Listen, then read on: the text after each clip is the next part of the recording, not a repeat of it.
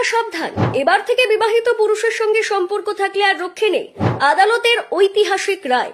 Delhi high court একটি চমকে দেওয়া রায় দিয়েছে। আদালত তার আদেশে বলেছে, স্ত্রী তার স্বামীর প্রেমিকার কাছ থেকে ক্ষতিপূরণ দাবি করে মামলা করতে পারেন। পরিবারে কলহ বা ঝগড়াঝাটি খুবই সাধারণ ঘটনা, তবে অনেক সময় পরিস্থিতি এতটা জটিল হয়ে ওঠে যে সম্পর্ক ভেঙে যাওয়ার পর্যায়ে চলে আসে। অনেক সময় দাম্পত্য বিরোধ আদালত পর্যন্ত পৌঁছে যায় এবং আইনের ভিত্তিতে সেগুলো নিষ্পত্তি হয়। ঠিক এমনই একটি মামলায় দিল্লি হাইকোর্ট একটি চমকে দেওয়া রায় দিয়েছে। আদালতের আদেশে বলেছে, স্ত্রী তার স্বামীর প্রেমিকার কাছ থেকে ক্ষতিপূরণ দাবি করে মামলা করতে পারেন। হাইকোর্টের এই নির্দেশ তাদের জন্য এক প্রকার সতর্কবার্তা। যেসব মহিলা বিবাহিত পুরুষের সঙ্গে প্রেম এমনকি শারীরিক সম্পর্কে জড়িয়ে থাকেন, তাদের সতর্ক করল আদালত। দিল্লি হাইকোর্ট এক গুরুত্বপূর্ণ রায়ে বলেছে, স্বামীর মিস্ট্রেসের কাছ থেকে স্ত্রী আর্থিক ক্ষতিপূরণ চাইতে পারেন।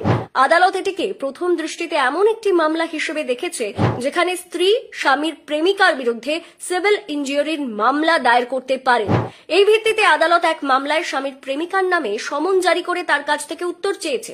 আদালত বলেছে, এই মামলা ফ্যামিলি কোর্টের এখতিয়ারের বাইরে, কারণ এখানে এক তৃতীয় পক্ষের অনৈতিক আচরণের কারণে স্ত্রীর বৈবাহিক অধিকার লঙ্ঘিত হয়েছে বলে অভিযোগ করা হয়েছে। এক স্ত্রী দাবি করেন, স্বামীর প্রেমিকা ইচ্ছাকৃতভাবে তার বিবাহিত জীবন নষ্ট করেছেন। তার অভিযোগ, স্বামীর ভালোবাসা ও সঙ্গ পাওয়ার অধিকার থেকে তাকে বঞ্চিত করা হয়েছে এবং বিয়ে ভাঙার মূলে প্রেমিকার হস্তক্ষেপই ছিল।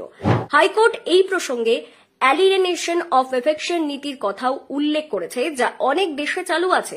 এই ধারণা অনুযায়ী কোনো তৃতীয় ব্যক্তি যদি ইচ্ছাকৃতভাবে দম্পতির সম্পর্ক নষ্ট করে, তাহলে ক্ষতিগ্রস্ত পক্ষ তার বিরুদ্ধে ক্ষতিপূরণের মামলা করতে পারে।